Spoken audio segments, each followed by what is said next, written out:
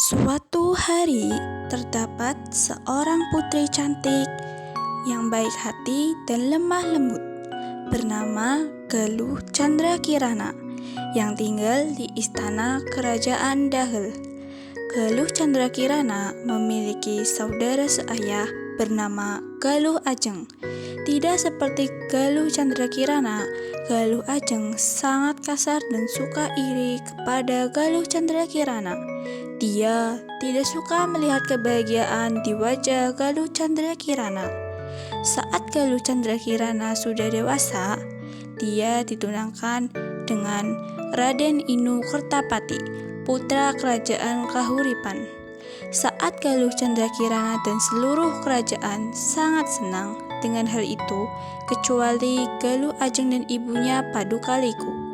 Padukaliku pun menyusun rencana untuk menyingkirkan Galuh Candrakirana supaya anaknya bisa menikah dengan Raden Inu Kertapati dan dirinya bisa diangkat menjadi permaisuri. Ia pun memengaruhi Raja Daha dengan guna-guna agar dia dapat mengusir Galuh Candrakirana dan dayang-dayangnya dari istana. Galuh Candrakirana pun menetap di perbatasan antara Daha dan Kahuripan, lalu mendirikan istana sendiri. Saat diasingkan, Galuh Candrakirana dan dayang-dayangnya menyamar menjadi laki-laki dan mengganti namanya dengan Panji Semirang. Saat utusan dari Kahuripan pergi ke Daha untuk meminang, harta-harta itu pun dirampok oleh pasukan Panji Semirang.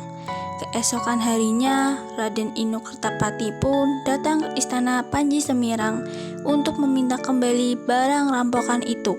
Panji Semirang mengembalikannya, namun hatinya menjadi sakit karena mengetahui bahwa orang yang akan menikah dengan orang yang dicintainya adalah saudaranya, bukan dirinya. Dia pun memuja dan memohon kepada dewa setiap hari supaya bisa mendapatkan Raden Inu Kertapati dan dirinya sebagai seorang perempuan.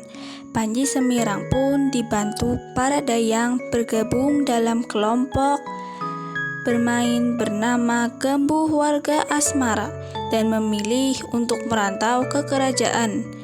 Saran bibinya, suatu hari ia menetap di kerajaan Gegulang dan bertemu dengan Raden Inu Kertapati yang kebetulan juga sedang jalan-jalan untuk menenangkan kepala karena tidak senang dengan hubungannya dengan Galuh Ajeng. Mereka pun bertemu di sekitar keraton. Mereka pun melepas rindu dan rasa cinta mereka di dalam keraton yang ditempati Galuh Candrakirana pada saat itu, sedang mengenakan pakaian perempuan. Lalu mereka kembali ke Kahuripan dan menikah secara resmi sesuai tradisi mereka. Di sisi lain, Padukaliku kesal karena rencananya gagal dan memilih untuk mengakhiri hidupnya dengan cara minum racun. Cerita ini memberikan pesan bahwa kesetiaan pada diri sendiri dan pada orang-orang terdekat adalah kunci keberhasilan dalam menghadapi cobaan.